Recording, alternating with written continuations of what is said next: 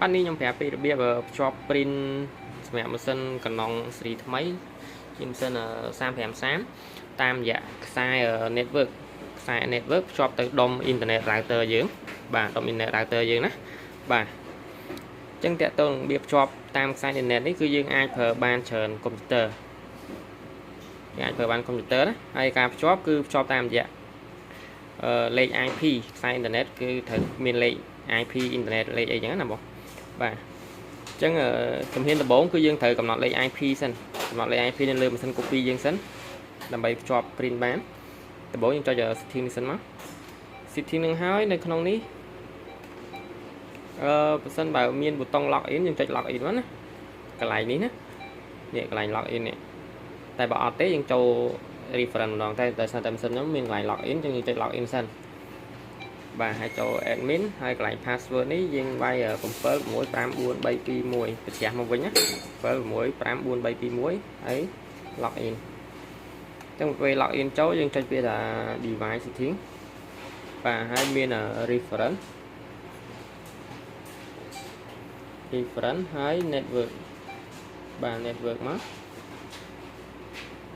តោះមកកន្លែងនេះបើសិនបើបិទយើងបើកវាសិនបើក on សិនណាបាទ on អូខេហើយ setting ហើយ IP4 ហើយ IP address អញ្ចឹងកន្លែងនេះអានេះចាប់ DHCP នេះអញ្ចឹងនៅពេលដែលយើងដោតខ្សែចូលទៅវានឹងចាប់ IP បានហើយក្នុងករណីបើកន្លែងនេះអត់មាន DHCP ទេវា load ចេះអញ្ចឹងជំហានដំបូងយើងលុបអានេះចោលសិន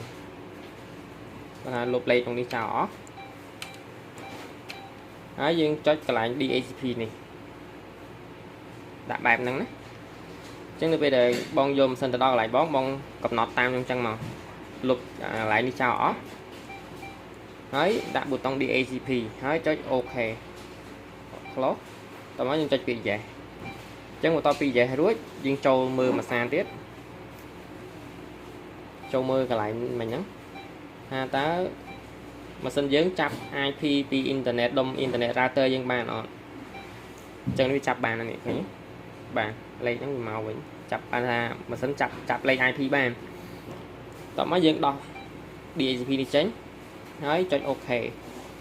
close ហើយ apply បាទអានេះបានហើយយើងកំណត់លេខ IP ហើយនៅលើម៉ាស៊ីន copy យើងណាតទៅពីយើងកំណត់លេខ IP រួចយើងចាប់តាមទៅធ្វើការ set up driver នៅលើ computer យើងដើម្បីធ្វើការ print បាទបន្ទាប់ពីយើងចូលកំណត់ network ហើយនឹង IP address នៅលើម៉ាស៊ីន copy ហើយយើងចាប់តាមធ្វើការ set up driver នៅលើ computer ណាបាទអញ្ចឹងរបៀប set up វានេះយើងមាន folder មួយនេះអានេះ driver យើងចូលក្នុងហ្នឹងទៅអញ្ចឹងវានឹងឃើញមាន file 2 folder 2ទី1ប្រភេទ computer 32 bit និង64 bit អញ្ចឹងយើងយក64ព្រោះ computer ឥឡូវគេអាប់ទៅ64អស់ហើយអញ្ចឹងយក64ហ្នឹងណាតោះមកយើងយកពេលថា set up បាទហើយចុច yes មកអញ្ចឹងវានឹង load ទាំងមួយនេះមួយអញ្ចឹងចុច yes ទៀតមកកន្លែងនេះយើងយក standard ហើយយើងធីកកន្លែង read នេះហើយចុច next បាទហើយ next ទៀតទៅអញ្ចឹងបន្តមកវានឹងធ្វើការ search ឈ្មោះម៉ាស៊ីន copy ដែលយើងបានកំណត់ IP មិញណាបាទ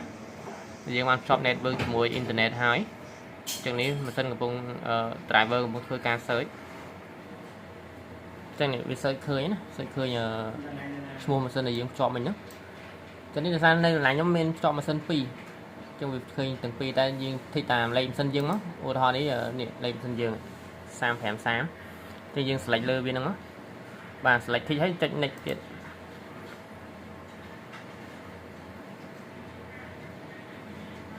ពេលនេះមក load ទាំង create hotline ហ្នឹងមួយហើយយើងចុច start មក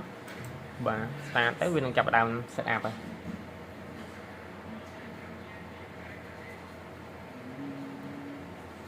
ចឹងកន្លែងហ្នឹងយើងរងចាំមក plate ដើម្បីឲ្យ driver បដាឲ្យចប់សិនណា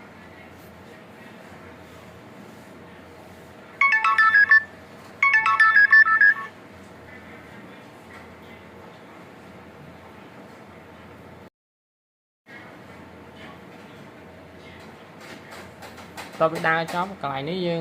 បាច់ tick restart ក៏បានដែរយើងចុច exit ណាចុច exit ហើយ rồi máu dương chập đam châu cài khna cả đá sân mình phơi cà print và dương châu cài khna cả đá sân chẳng việc cái dương châu trong control panel